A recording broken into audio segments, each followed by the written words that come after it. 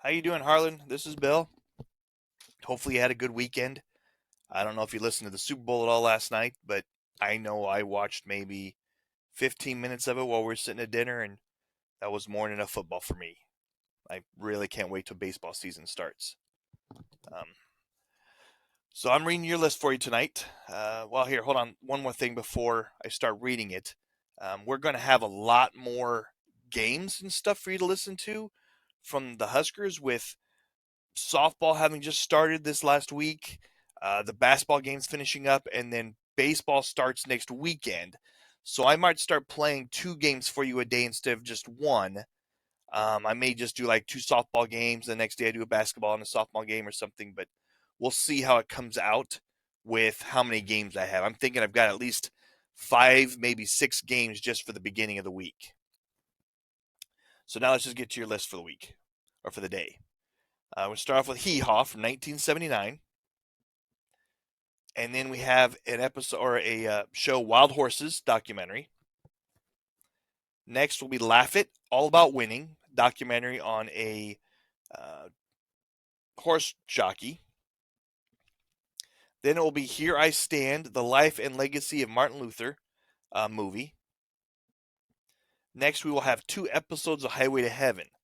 One will be from episode 18, A Child of God, and then the next one will be A Match Made in Heaven.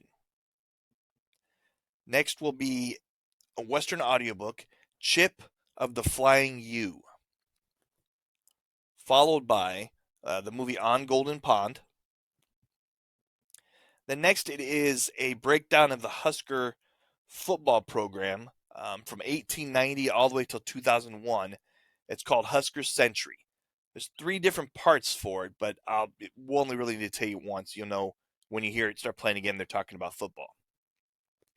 And then we're going to finish up with The Power of Prayer and the Prayer of Power by R.A. Torrey, a Christian audiobook. All right, now we'll get to the jokes. This one's a little long. A man who just died is delivered to a local mortuary wearing an expensive, expertly tailored black suit. The female blonde mortician asks the deceased's wife how she would like the body dressed. She points out that the man looks good in the black suit he is already wearing. The widow, however, says that she always thought her husband looked best in blue and that she wants him in a blue suit. She gives the blonde mortician a blank check and says, I don't care what it costs, but have my husband in a blue suit for the viewing. The woman returns the next day for the wake. To her delight, she finds her husband dressed in a gorgeous blue suit with a subtle chalk stripe. The suit fits him perfectly. She says to the mortician, Whatever this cost, I'm very satisfied. You did an excellent job and I am very grateful. How much did you spend? To her astonishment, the blonde mortician presents her with a blank check. There's no charge, she says. No, really, I must compensate you for the cost of that exquisite blue suit, she says. Honestly, the blonde says, it costs nothing. You see, a deceased gentleman of about your husband's size was brought in shortly after you left yesterday.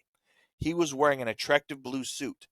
I asked his wife if she minded him going to his grave wearing a black suit instead, and she said it made no difference as long as he looked nice. So I just switched the heads. All right, Harlan, so I'll get the show started for you. You have a good night.